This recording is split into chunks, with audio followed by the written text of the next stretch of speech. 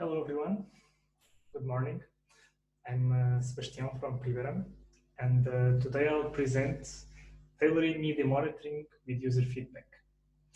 And first I'd like to start by thanking to the organizers of this workshop, Text to Story, and in particular Ricardo Campos, who was my main contact in this invitation. I'd also like to refer that this work has received funds from Portuguese P2020 project called Project Trainer. Okay, so I'll start by giving a brief outline of the talk.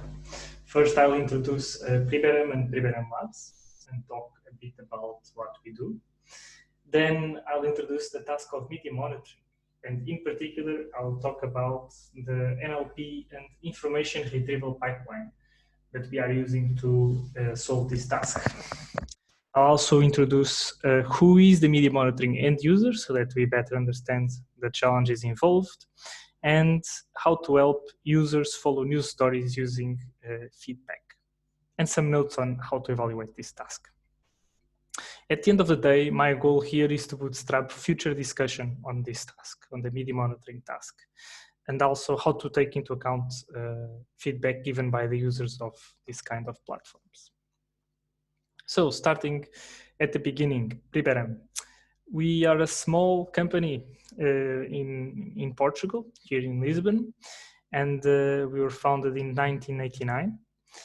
More or less since the beginning, the company has focused on working on language technology problems, in particular using natural language processing tools and tasks to address these problems. We more recently, in the last 10 years or so, we have started applying machine learning to solve these problems, and in particular, even more recently, deep learning to solve these kind of tasks. We apply these artificial intelligence tools mainly to three industries: media, legal, and healthcare. In the media industry, for example, most media companies, the big media publishers in Portugal, are Primeira's clients, and they use stuff like, for example, our news recommendation system, and also our search engine technology, and also metadata extraction tools like topic detection and entity extraction, and so on and so forth. On the legal industry, we have a tool to do legal search that we provide to law firms. And finally, on the healthcare area, which is a bit newer to us, we are developing tools to extract knowledge from clinical texts. And this has also a lot of different and interesting problems that we are tackling right now. So, talking about problems, we work in a lot of different NLP problems, and I won't go exhaustively through this list, but you can see that most of the classic problems should be around here. And in particular, more recently, we have been focusing on applying transfer learning and also cross-lingual techniques to some of these models to boost our efforts to internationalize some of our tools. Okay. So, like I said, I'll introduce the task of media monitoring. Starting from Wikipedia, media monitoring is the activity of monitoring the output of the print, online, and broadcast media. And it can be conducted for a variety of reasons, including political, commercial, scientific, and so on. Okay, so very broadly what this means is it's an activity which depends on ingesting a large quantity of media data to power decisions. And this is targeted and geared towards decision-making people or companies who need to be able to have this information to make the best decisions. They can be of all of these different reasons cited here, about countries or politics or wars or even healthcare, like it is happening at the moment in the world. How did we get into this very interesting task? We started working in a European project back in 2016 with a lot of European partners. In particular, the BBC Monitoring were the original motivators of this use case. And they actually work actively in this field.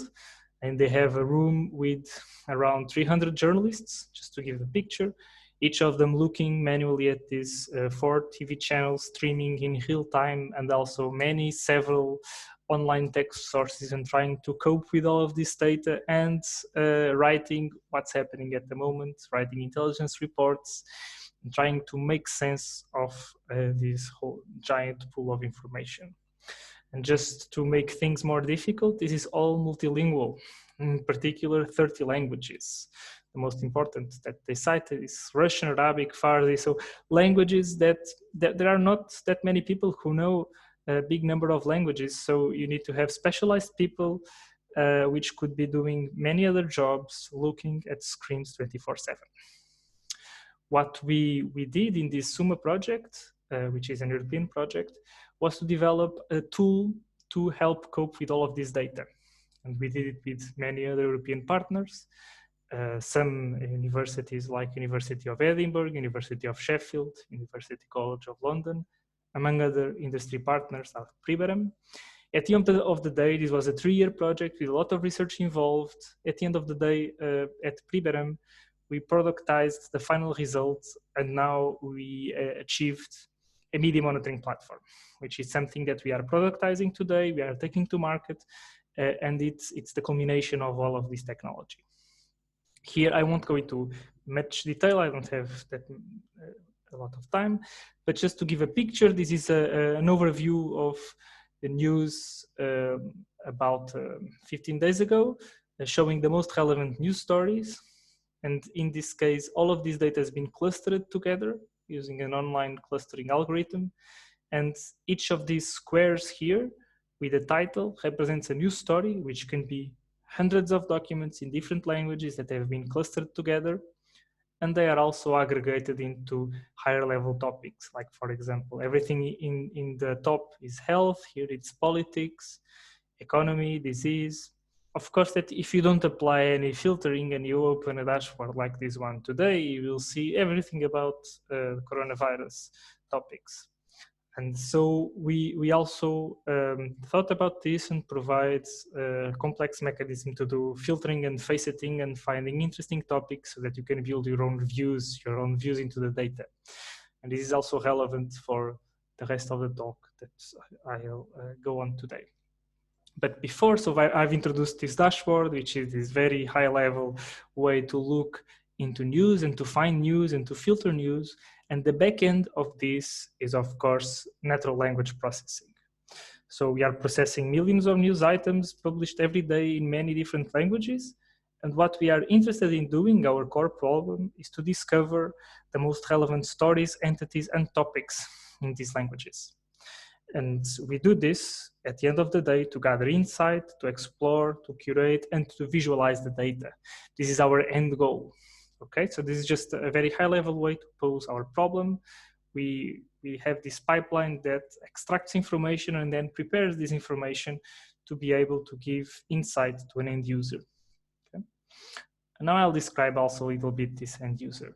Who is this person or company? The final end user of media monitoring is typically someone or a company who has a collection of topics of interest that they want to follow. This could be specific entities, competitors, brands, influencers. It could also be coarse topics, like, for example, everything about the aerospace industry. I have this example here because we also did a project last year with Embraer, the plane manufacturer. And so this is tuned towards that project in particular. But these queries could also be fine-grained or very ephemeral. Like, for example, I want to know everything that comes out about the return of the 737 MAX model to service. And this is a query which may only make sense for a couple of months or years or days, and someday it will disappear. So it's a query which is ephemeral. Just to give you a broad picture of the kind of information that the end user of media monitoring might be interested in. And these users, typically, they want to have an efficient way to communicate these goals that they have, and also be alerted as efficiently as possible when new information comes out matching these criteria. Something which is the major topic of this talk that we have found throughout our experience talking with these users is that they want to give feedback to the process and they expect the process to improve with their feedback, of course. So now I'll just talk, I'll introduce briefly what is the current media monitoring setup, traditional setup. Typically, an end user of media monitoring will meet with a consultant from a media monitoring company. And they talk with this consultant, they introduce their company, they list specific monitoring interests. They could be the keywords that I talked about, competitors, brands, feeds, etc. The consultant will write all of this in a report, and they will write queries for their database to try to do complex keyword matching. Sometimes they are very complex Boolean keywords, like you need to have Coca-Cola, but you cannot have Pepsi, and you need to have this country and not that country, so that they match really what the user is trying to find. And then the user will start receiving daily or weekly reports with all of the news that are matching these criteria that the consultant configured. And of course, possibly there is also some iteration and feedback to improve this process over time.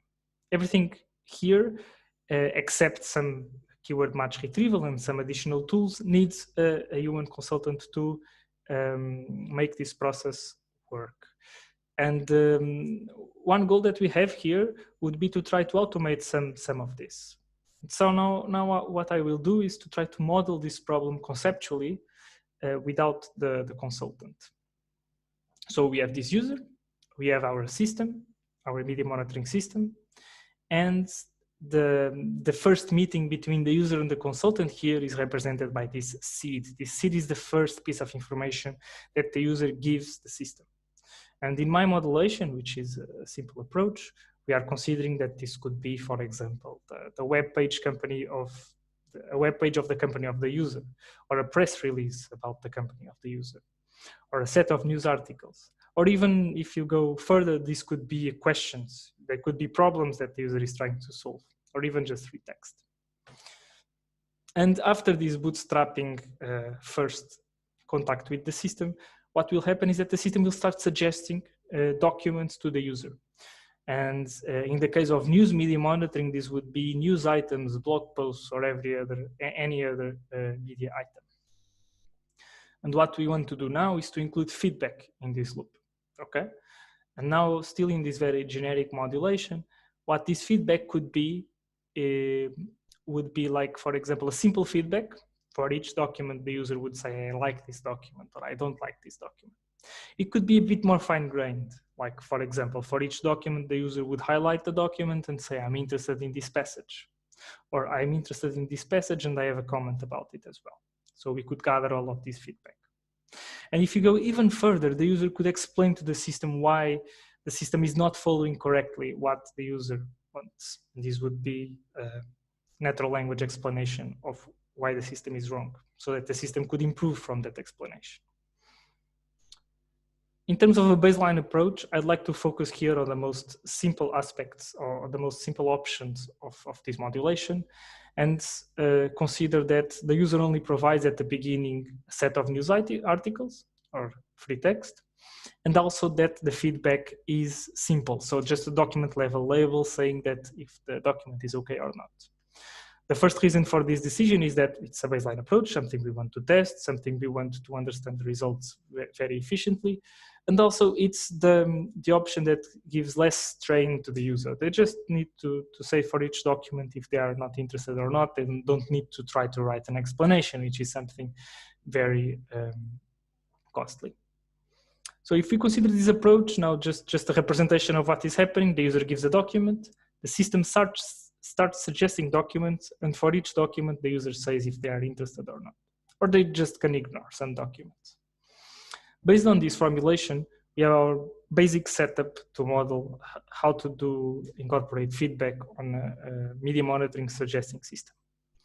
But now I need to focus a bit on the system itself so that we can understand how this works inside. So a system like this one is actually a few components. And here I have highlighted 5, which is still some kind of simplification, but let's go on with these 5. First, you need to have some kind of data ingestion. So you have billions of news produced in the web continuously, you need to ingest them. Then for each item ingested, you need to extract some kind of representation or features. And then you need to index this representation in a database so that later you can search through this database, rank the results, and give your final suggestions to the user. Okay, I'm sure there are many pipelines which could be used instead of this one, but giving you here an option.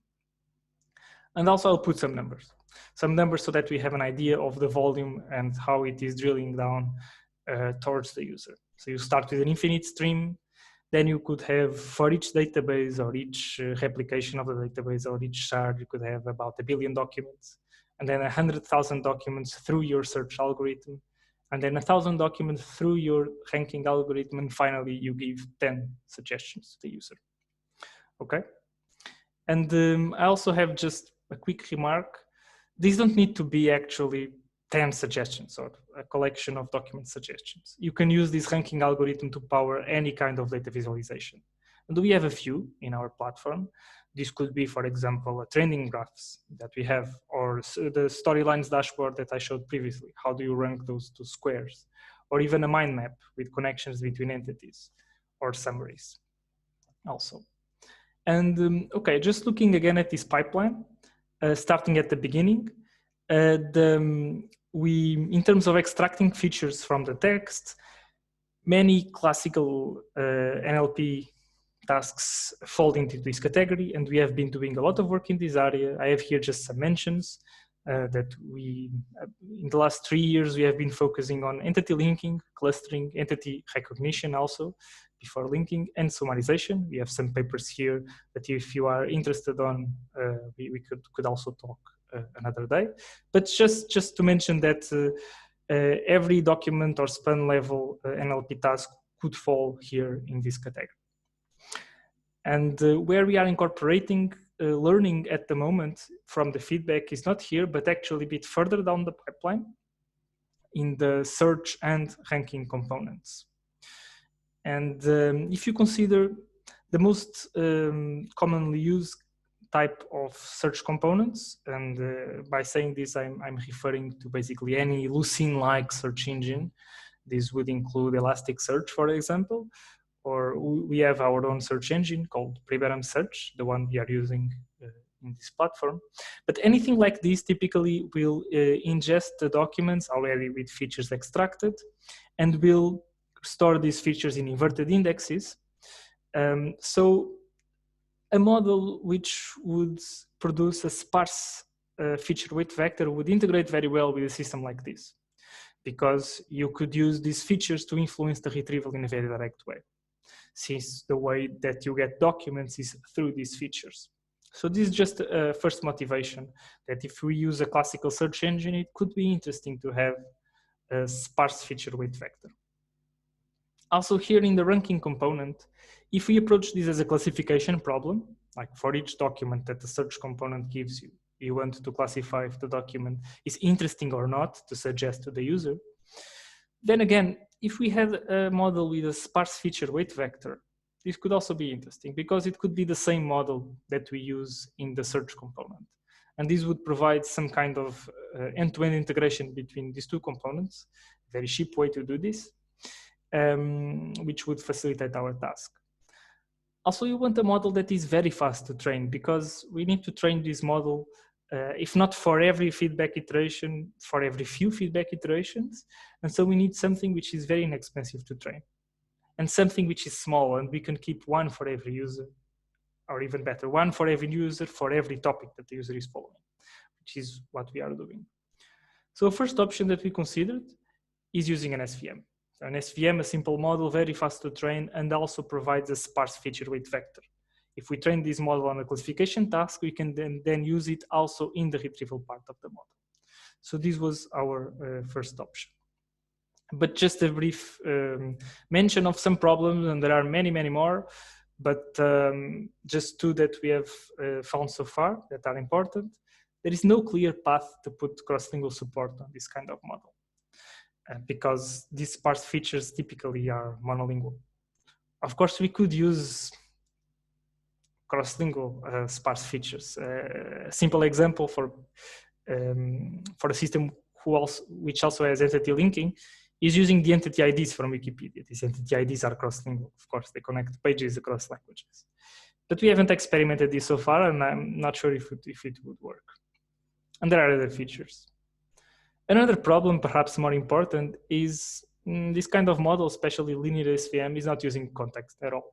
And recently, we have all seen that models that take advantage of using context, like BERT and all of these language model and pre-training systems, have been taking very good results on many of these tasks. So this kind of model is not taking advantage of that at all. But it has the other advantages, and so it is our first option still.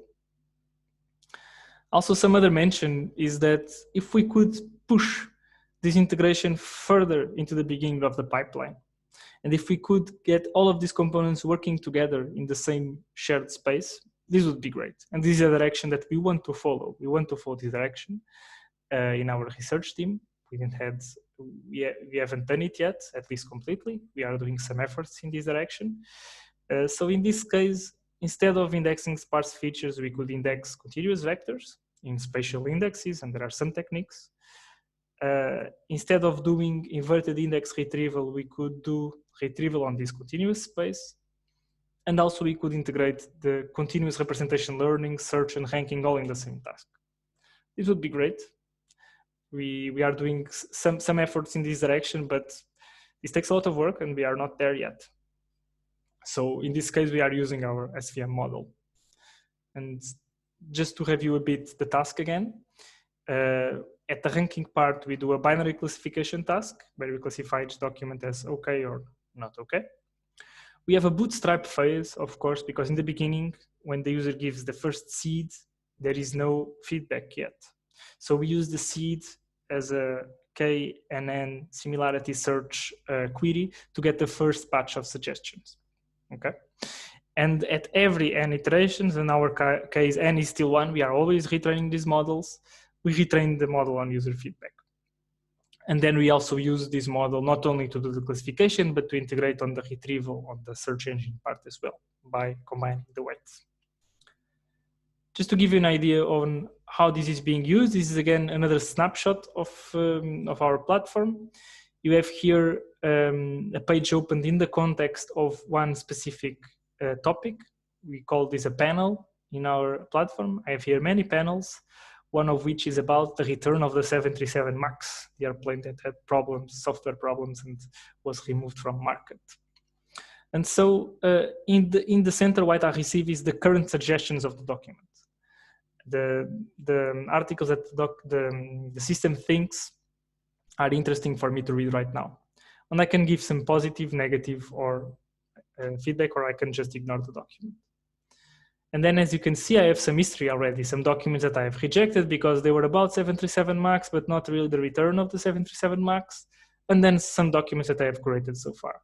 And this is the training data. Right now, everything is exposed to the user. We have everything here in this page, and they can see that results improve over time.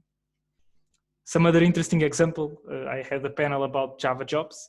And at the beginning, this started mixing up Java programming jobs and a news that recently came out about a volcano that erupted in the island Java, and there were also concern about people losing jobs. So keyword matching was mixing up these two documents, but after a few iterations, I was able to remove everything about the volcano outside because I gave negative feedback. So it's also an interesting example as well. About evaluation, and about evaluation, what I want to say today are problems in evaluating this kind of model in production. So in a production scenario, it's very difficult to distinguish these cases here. One, if the model is not performing well anymore, if the user has just lost interest in the topic, or if there are no more relevant news about the topic. So this third one in particular, it's almost impossible to answer. Of course, you can have a time threshold or something, and you want to explicitly forget about the topic. But generally, you can't. You don't know if there are no more news, and you don't know if this is the case or if the model has just expired, it's just converged to a not interesting state, or if the user is no longer using that topic for any other particular reason. Of course, there are some mitigations we can apply here, some tricks, some hacks, but we don't have this problem solved. There's also a more generic problem, which is the gold standard, whatever it is. So the best documents that you can give to the user, this drifts across time. It drifts for two reasons. First, there are new documents coming out every second. And second, since the user is giving feedback, the gold also changes each iteration. So it's a problem which is a problem space which is always drifting across time, and it makes it even more challenging. So something that we could do, of course, would be to measure the time it takes for the model to stop receiving not okay feedback. This is like our first basic approach to trying to evaluate this. But we found out, of course, this is a basic limitation, which is the model might just stop suggesting anything at all to try to converge to high precision and low recall. Yeah, so it's difficult to evaluate the recall part of this problem. I wanted to raise these problems here just to stir up some discussion as well. And if anyone is interested in working on this problem, we are very interested in knowing more about it as well. Okay, so I also have an open idea or an open direction on how to evaluate this, and this is related to news clustering. We thought, since we also worked before on the problem of online news clustering, that these problems actually share some similarities. And in particular, what online clustering is, in fact, is a collection of topics or clusters that over time are trying to absorb or not new incoming documents. So it's actually a system trying to maintain a growing number of topics, and each topic also growing internally or rejecting new documents. So it's almost the same problem. And there is a data set for news clustering that we actually worked on that problem as well. So we thought we could try to make some kind of analogy between the two tasks and evaluate in this area, but we didn't have time yet. So it's an open direction, an open idea.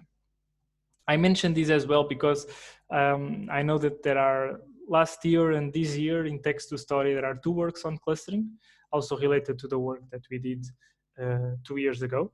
So this has been 1 paper per year in this very narrow data set and topic. And I'm very glad also that people continue to build on top of this direction. So it is very much related. Yeah. And just a final remark. So I'm coming to the end of the presentation. I'd like to refer that we, Priberem and Priberem Labs, we are open to collaboration. We are actively working on all of these problems. In particular, at the moment, summarization, entity linking, also fact-checking, news fact-checking. And more recently, in particular, doing research on transfer learning and continuous retrieval. So that thing that I mentioned about trying to integrate the whole retrieval pipeline and using contextualized dense representations to do both the retrieval and the ranking is something that we are very much interested on continuing working. We are open to collaboration on this field. Typically, we work on European projects, European research projects. Despite being a company, we also work on these projects both nationally and internationally. So we are open to collaboration on that field as well. And finally, a final remark, we are looking for senior machine learning and natural language processing researchers with PhD. If you are interested on these open positions, please send me an email. And I think that's it. Any questions, please let me know. Thank you.